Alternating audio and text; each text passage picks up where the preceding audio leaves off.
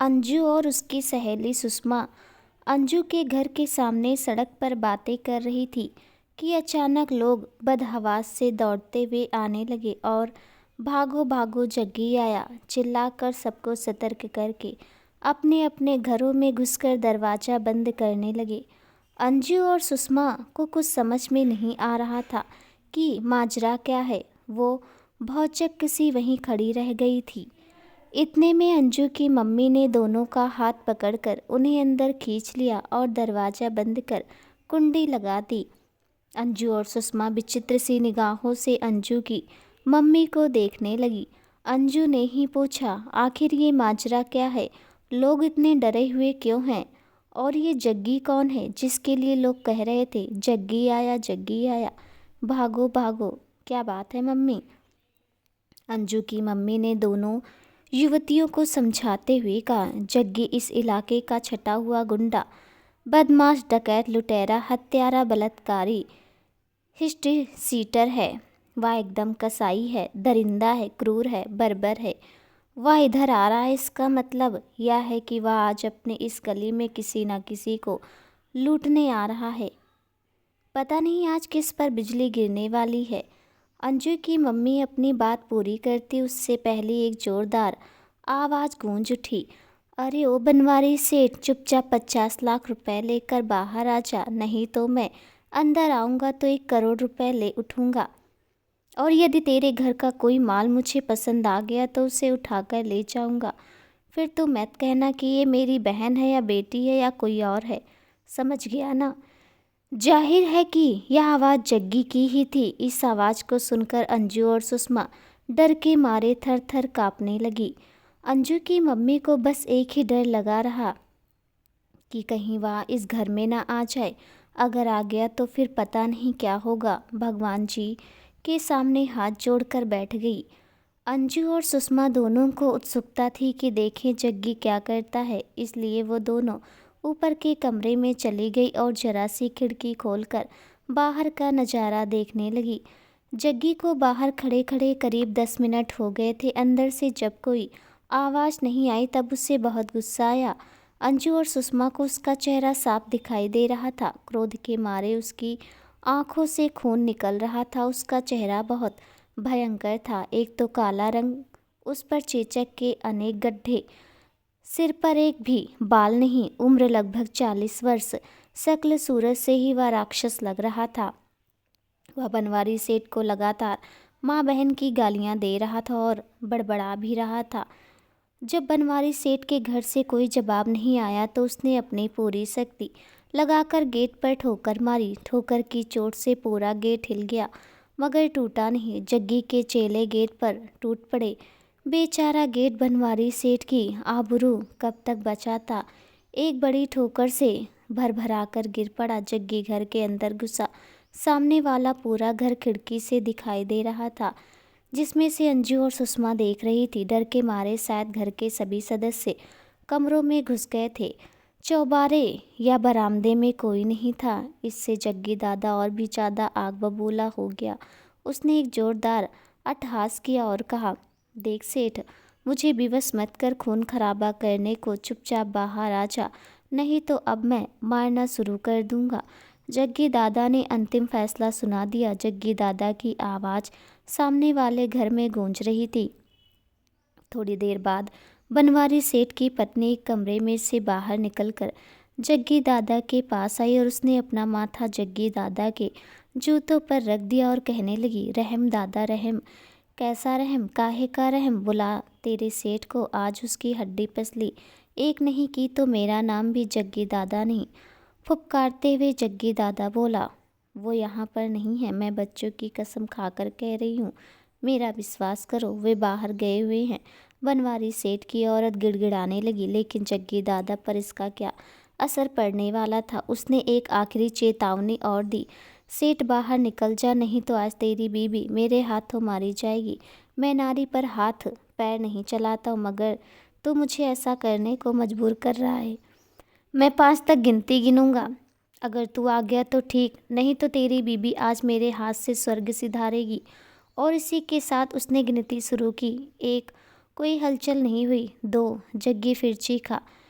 फिर भी कुछ नहीं हुआ तो जग्गी चिल्लाया। 3 चारों ओर सन्नाटा फैला पड़ा था। 4 जोर की आवाज़ आई। कोई और आवाज़ नहीं आई तो जग्गू ने ऊंची आवाज़ में कहा 5। और उसके इतना कहते उसने एक भरपूर लात बनवारी सेठ की औरत के पेट में मारी। वह डकरा उठी।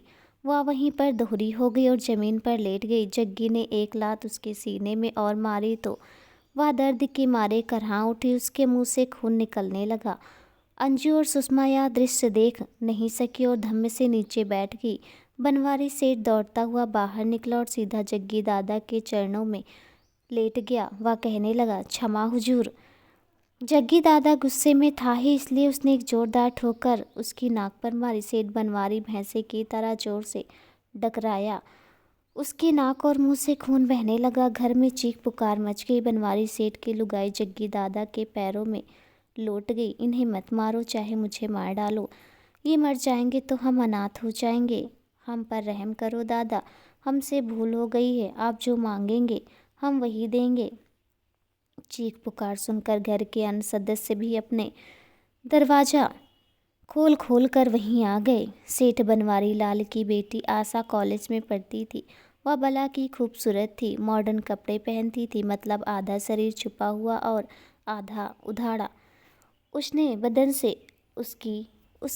से उसकी जवानी झलक रही थी। उसका फिगर देखकर जग्गा की आंखें चौंधिया गई। उसकी लार टपकने लगी। उसने आशा की ओर देखते हुए कहा, हम वचन का बहुत पक्का हूँ। हमने पहले ही कहा था कि अगर मैं घर के अंदर घुसा तो पूरा 1 करोड़ रुपए लूँगा। साथ में यह भी कहा था कि तेरे घर का कोई खूबसूरत माल अगर पसंद आ गया तो उसे उठाकर ले जाऊँगा।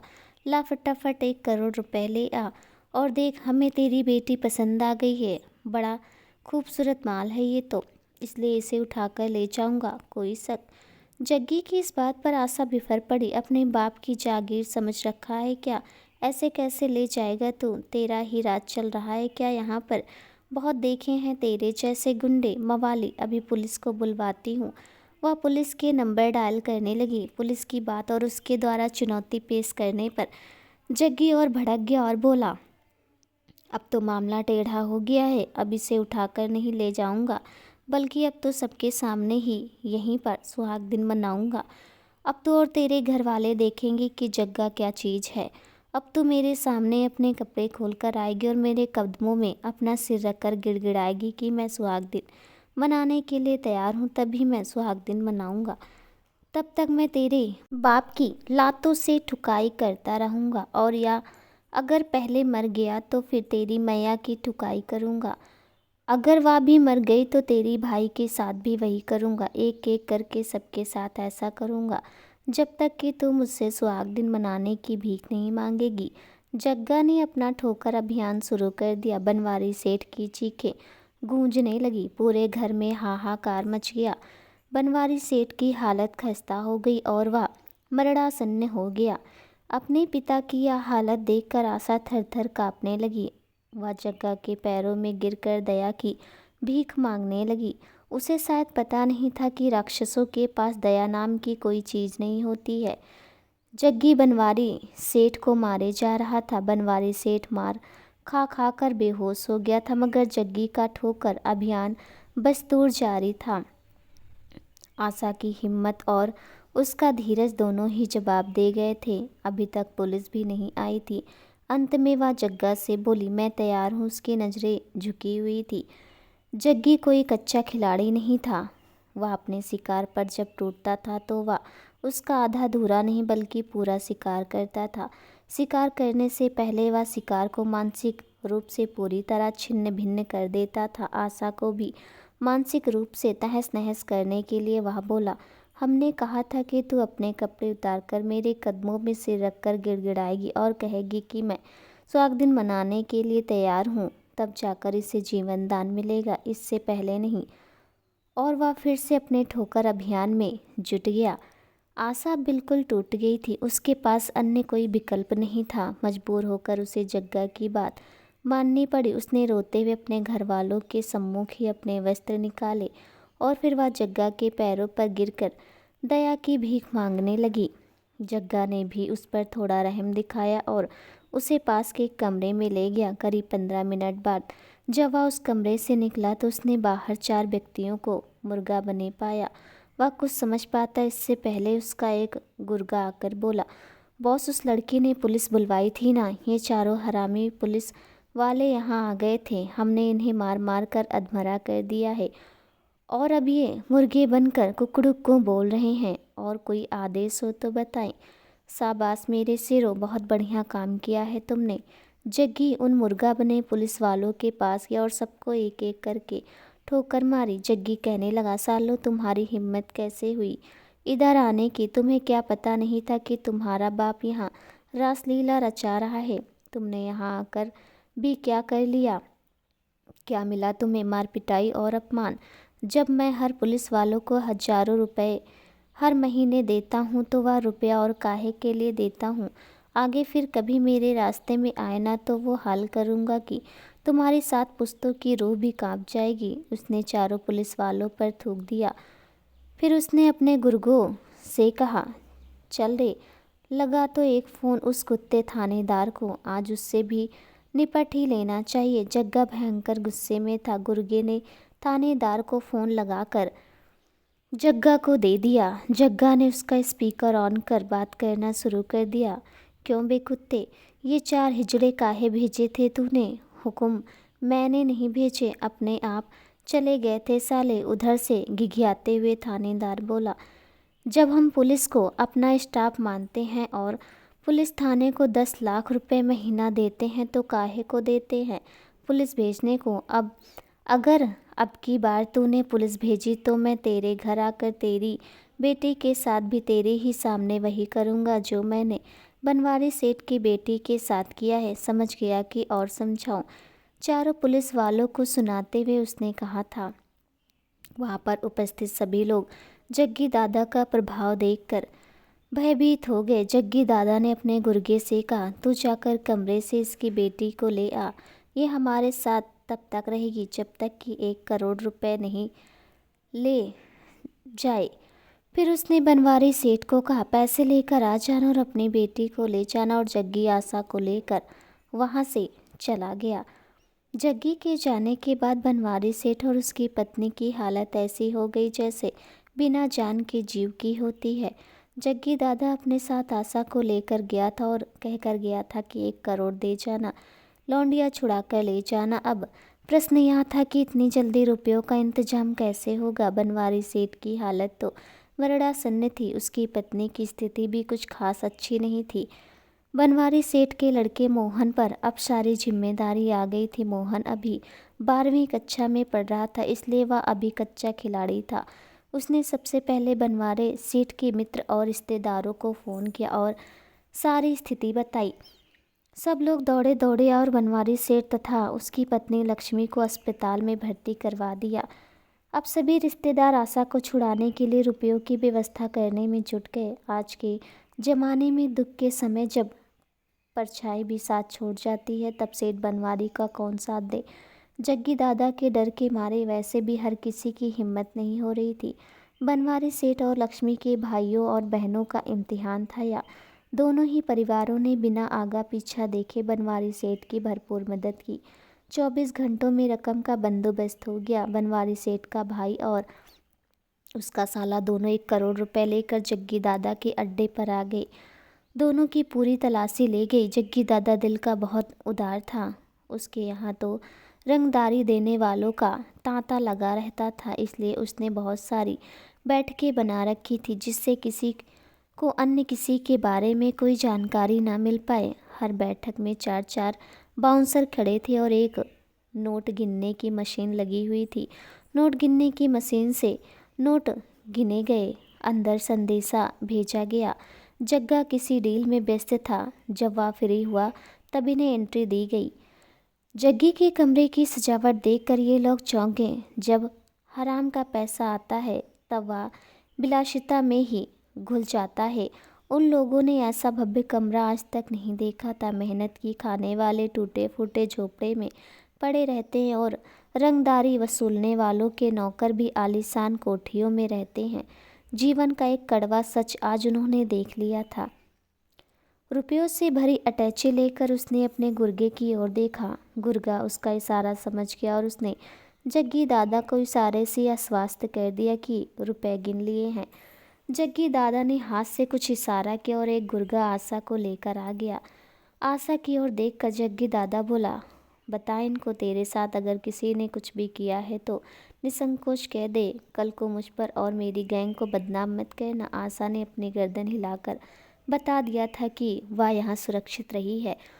उन दोनों को यह जानकर संतोष हुआ कि आशा सही सलामत है। इतने में जग्गी दादा बोल पड़ा। जग्गी दादा जब एक बार जुबान दे देता है तो दे देता है, फिर वह उसके लिए किसी भी हद तक जा सकता है।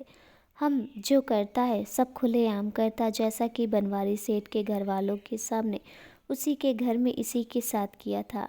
लेकिन जब वचन दे दिया तो दे दिया। लो संभालो अपनी लाडली। उसने आशा को जाने का इशारा कर दिया। आशा इधर आ गई। आशा को लेकर दोनों जने घर आ गए। अंजू और सुषमा दोनों लड़कियां उस वाकये को देखकर बुरी तरह भयभीत हो गई थी। सुषमा को तो अपने घर जाने में भी डर लग रहा था। उसे लग रहा था कि चप्पे चप्पे पर जग्गी या उसके गुर्गे बैठे हुए हैं। उस जैसी कमसिन कली को मसलने के लिए उनसे बचना नामुमकिन है। लेकिन घर तो जाना ही था, इसलिए वह 2-4 लोगों के संरक्षण में अपने घर चली गई। अंजू और उसके परिवार ने सब कुछ अपनी आंखों से वह बेबस मंजर देखा था और मानवता की चीख पुकार सुनी थी। अपनी लाचारी और बेबसी पर रोना भी आ रहा था, पर शायद लोकतांत्रिक व्यवस्था और यह सब तो आम बात है। वोटों के सहारे के लिए गुंडे बदमाश पाले जाते हैं और उनका इस्तेमाल चुनावों के धड़ल्ले से किया जाता है। कहने को तो यह लोकतंत्र है, पर बच्चा बच्चा जानता है कि वोट कैसे पड़ते हैं। चुनाव आयोग यद्यपि बहुत मेहनत कर रहा है, मगर निष्पक्ष मतदान आज भी मरीचिका सा लगता है। धन और बल की ताकत पर जमकर उपयोग होता है, इसलिए तो बहुत सारे गुंडे मवाली भी चुन लिए जाते हैं। कड़वा है पर सत्य यही है। कोई भी व्यक्ति रातों रात गुंडा मवाली नहीं बनता, उसे गुंडा मवाली बनाता है सिस्टम। पुलिस पैसे खाती है, इसलिए केस दर्ज नहीं करती। अगर दर्ज कर भी ले तो अनुसंधान में इतनी खामी छोड़ती है कि जिसका फ़ायदा अपराधी उठाते हैं। कोर्ट में वकील पैसे की खातिर नैतिकता कानून सब कुछ परे रख कर इन गुंडों को छुड़ाने के लिए जी जान लड़ा देते हैं। इन गुंडों के आतंक से डरकर गवाह पलट जाते और गवाही नहीं देते हैं। कोर्ट भी वकीलों के दबाव में काम करते और सबूत के अभाव में अपराधी छूट जाते हैं। पर इन अपराधियों पर जातिगत या धार्मिक आधार वाले नेताओं पर भी वरदहस्त होता है। इस प्रकार गुंडे पुलिस वकील नेताओं का गठजोड़ बन जाता है और यही गिरोह पूरे सिस्टम पर राज करता। जनता बेचारी पिसती है और बाकी सब मौज उड़ाते हैं। जग्गी जैसे गुंडे मवालियों के कारण प्रेम नगर का नाम अपराध नगर हो गया था। जग्गी का बेखौफ साम्राज्य था। किसी की हिम्मत नहीं थी जो उसके खिलाफ एक शब्द भी बोल जाए। सार्वजनिक रूप से लोगों को अपमानित करने और उन्हें सार्वजनिक रूप से दंड देने में जग्गी को बड़ा मजा आता था। इससे उसका भय और बढ़ जाता था और लोग उसका विरोध करना कम कर रहे थे। लोगों को पता था कि उनकी बात सुनने वाला सरकार में कोई नहीं है, इसलिए जग्गी के आदेश का पालन करना ही बुद्धिमानी है। बड़े बड़े सेठ साहूकारों ने मंथली बंधी बांध दी थी। नौकरी पेशा करने वालों ने भी उसकी दास्ता स्वीकार कर ली थी। जिसने उसकी बात नहीं मानी उसके बच्चों का अपहरण कर लिया गया। झक मारकर उसने फिरौती में 10 गुना राशि देनी पड़ी थी। सुंदर स्त्रियों का घर से बाहर निकलना लगभग बंद हो गया था। जग्गी न केवल दौलत का लुटेरा था, बल्कि वह हुस्न का लुटेरा भी था। सुंदर स्त्री उसकी सबसे बड़ी कमजोरी थी। जिस किसी सुंदर स्त्री को वह देख लेता था, उसे पाने के लिए वह छटपटा उठता था। वह सुंदर लड़की या स्त्री को या तो उठवा लिया जाता था या फिर उसके घर में ही जग्गी पहुंच जाता था। उसे रोकने वाला कौन था? वह अपनी मर्जी का मालिक था। जो मन में आता वही काम करता। वह एक बार एक आदमी ने उसे पैसे देने से मना कर दिया। जग्गी के आदमी उसे पकड़कर बीच बाजार ले आए।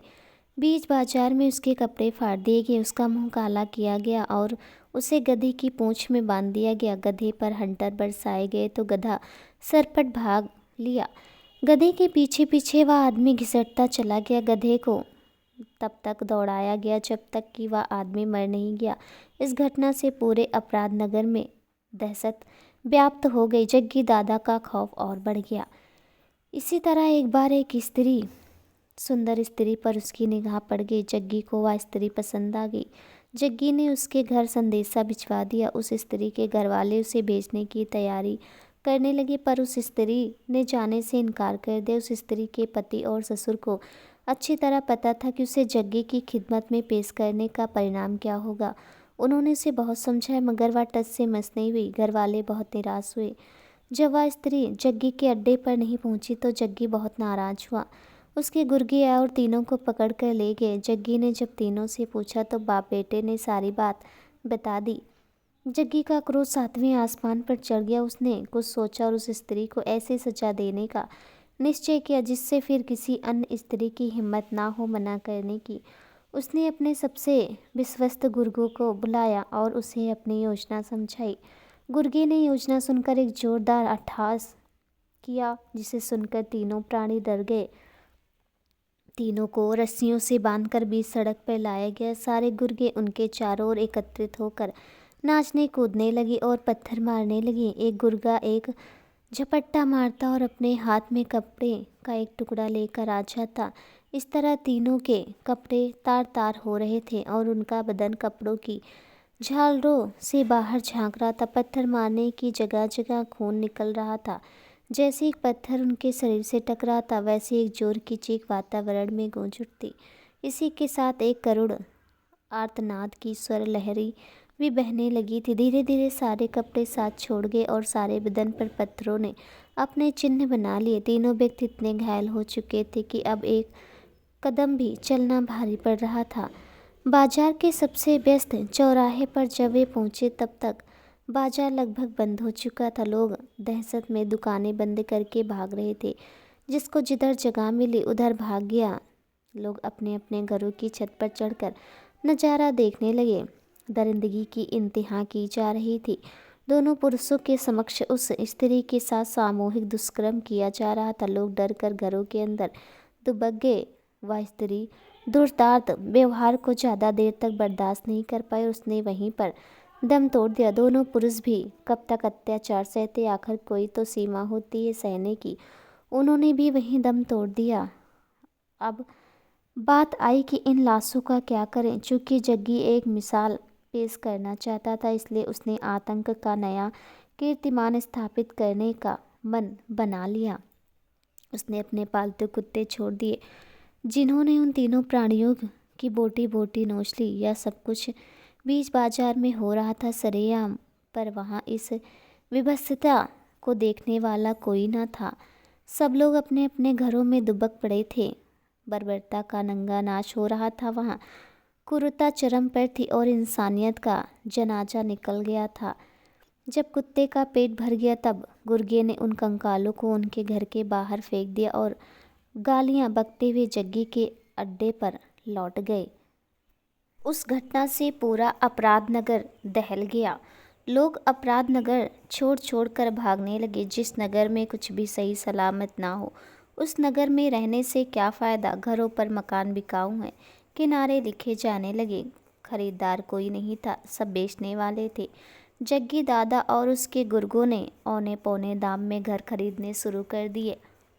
अंजू और सुषमा दोनों सहेलियां इस स्थिति को देख रही थी। अपने माता पिता की बेबसी को भी देख रही थी। जिस घर में जवान बेटी हो उसकी चिंता वही समझ सकता है। जिसकी भी जवान बेटी घर में हो, पैसा चला जाए तो कोई बात नहीं, लेकिन अगर घर की इज्जत चली जाए तो समझो सब कुछ चला गया। इसलिए सब लोग बहुत दुखी थे, अंदर ही अंदर सुलग रहे थे। लड़कियों का घर से बाहर निकलना बिल्कुल बंद हो गया था।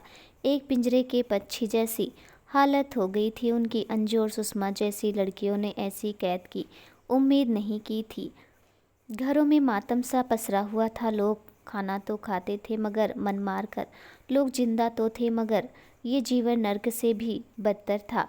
घर वालों के दर्द से अंजू और सुषमा जैसी लड़कियों का सीना छलनी हो रहा था।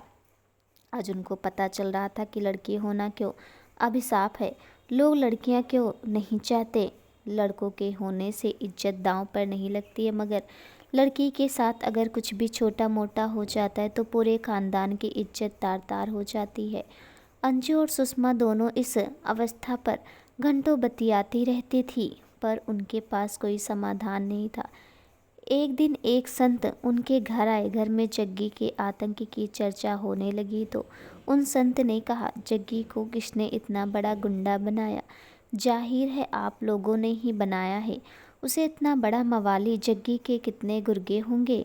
बामुश्किल 50 और गांव वाले हजारों हैं, मगर ये हजारों आदमी 50 आदमियों से डरते हैं, उनके जुल्म सहते हैं, उनके तलवे चाटते हैं। क्यों? क्योंकि वो जग्गी से खौफ खाते हैं। जो इंसान डर गया समझो वो मर गया। डरपोक इंसान हर पर मर मर कर जिंदा रहता है, जबकि एक बहादुर आदमी एक बार मरकर अमर हो जाता है। बस समस्या का मूल कारण यही है। बात 16 आने खरी थी। चूंकि सत्य कड़वा होता है इसलिए उसे कोई सुनना पसंद नहीं करता है। कोई समस्या तब तक समस्या रहती है जब तक कि उस समस्या से डरकर कोई व्यक्ति उसे समाधान का प्रयास नहीं करता है। जिस दिन वह व्यक्ति समस्या से भिड़ जाता है समझो उसी दिन से समस्या समाप्त हो जाती है। जग्गी का सामना करना ही उससे मुक्ति पाने का एकमात्र हल है। इसके लिए कुछ लोगों को बलिदान देना पड़ेगा। बिना बलिदान के कोई आज़ादी नहीं मिलती। लोग कहते हैं कि अहिंसा से आज़ादी मिली, तो इससे बड़ा झूठ और कोई नहीं है। आज़ादी के लिए भगत सिंह, सुखदेव, राजगुरु, चंद्रशेखर आचार्य, राम प्रसाद बिस्मिल जैसे युवाओं ने बलिदान दिया था। अब इस जग्गी नाम के राक्षस से आज़ादी के लिए किसी ना किसी को तो बलिदान देना ही होगा। अब प्रश्न यह आता है कि यह बलिदान देगा कौन? बेटों को तो माँ बाप ने भीरू बनाकर छोड़ दिया है कि वे बलिदान क्या देंगे। रही बात माता पिताओं की, वो बूढ़े लोग अपना भार अपने कंधों पर उठा ले तो इतनी ही बहुत है। अब बच्ची बेटियां, बस उम्मीद इन्हें से है। अंजू ने अपनी सहेलियों को एक व्हाट्सएप ग्रुप बना लिया और उसमें एक विषय पर चर्चा करने लगी। सभी लड़कियां जग्गी की ज्यादती से परेशान थी और उसे सबक भी सिखाना चाहती थी। अंजू ने लीड लेते हुए मैसेज डाला कि पानी अब सिर से ऊपर आ गया। एक गुंडे मवाली के आतंक के साए में जिंदा रहने से अच्छा है कि मर ही जाए, पर मरने से जग्गी तो मरेगा नहीं और ना ही उसका आतंक कम होगा। इससे तो अच्छा है कि उसे मार कर मरा जाए, इसलिए कि किसी को तो कुर्बानी देनी होगी। क्या हम सब लोग कुर्बानी देने को तैयार हैं? इस पर सब लड़कियां कुर्बानी देने को तैयार हो गई। फिर तो जग्गी के खात्मे के लिए अलग अलग प्लान बनने लगे। अंजू ने अपना प्लान सबको समझाया। सबको अंजू का प्लान पसंद आ गया। बस इसी प्लान पर कार्य करना शुरू हो गया। इस प्लान के अनुसार सब घर वालों को इस प्लान की न केवल जानकारी होना आवश्यक थी, वरन उसका सक्रिय उपयोग भी आवश्यक था। अंजू का प्लान सुनकर उसके घबरा गए और उन्होंने इस प्लान के लिए मना कर दिया। अंजू ने जब उन्हें वही बात कही कि रोज़ रोज़ डर डर के मरने से बेहतर एक दिन लड़ते हुए मर जाना, और किसी न किसी को तो कुर्बानी देनी पड़ेगी। लोग चाहते हैं कि ये कुर्बानी कोई और दे, पर ऐसे कैसे हो सकता है? किसी न किसी को तो आगे आना ही होगा, तो हमने ही शुरुआत क्यों ना हो। आखिर में उसके घर वाले मान गए और वे अंजू के निर्देशन में कार्य करने को तैयार हो गए। आखिर एक दिन वह आ ही गया जिसका सबको इंतजार था। जग्गी अपने गुर्गे की फौज लेकर अंजू के घर। आधम का गेट बंद था, इसलिए वह एकदम से अंदर नहीं आ सका था। जैसे ही अंजू को पता चला तो उसने सबको अपनी अपनी पोजीशन लेने के लिए कह दिया। उसने अपने ग्रुप में भी मैसेज डाल दिया और सबको अपना अपना कार्य सुचारू रूप से करने की हिदायत भी दे दी। या भी ताकीद कर दी कि आज इस आतंक के साम्राज्य का अंत करना ही है। इसके लिए अगर अंजू का परिवार कुर्बान भी हो जाए तो कोई गम नहीं है। सब लोग प्लान के अनुसार काम करने लगे। अंजू की माँ ने दरवाज़ा खोला तो जग्गी गालियाँ निकालता हुआ अंदर घुसा। अंजू तैयार थी। उसने एक मोहक मुस्कान से जग्गी का स्वागत किया। जग्गी खुश हो गया। उसका ऐसा स्वागत तो किसी ने भी नहीं किया था आज तक।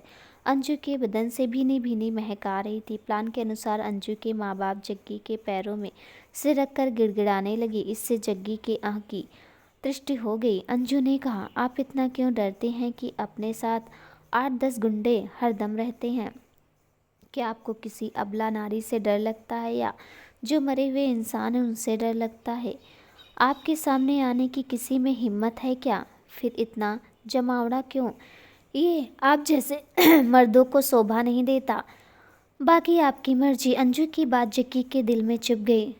उसके आँख को भयंकर चोट लगी और वह गुस्से से लाल पीला हो गया। अपने गुर्गों को बाहर निकाल दिया और बोला, अब तो मानती हो कि मैं एक मर्द हूँ, और कुछ चाहती हो तो बोलो। अंजू क्या कहती चुपचाप एक कमरे में चली गई। उसके पीछे पीछे जग्गी चला गया। अंजू ने दरवाज़ा अंदर से बंद कर लिया। अंजू की माँ इसी फिराक में थी। उसने चुपके से बाहर की कुंडी लगा दी। शैतान अब पिंजरे में बंद हो गया था। अंजू के पिता ने अपने मकान के ऊपर चढ़कर नीचे खड़े गुर्गे पर पेट्रोल उड़ेल दिया और एक जलती हुई मसाल नीचे गिरा दी।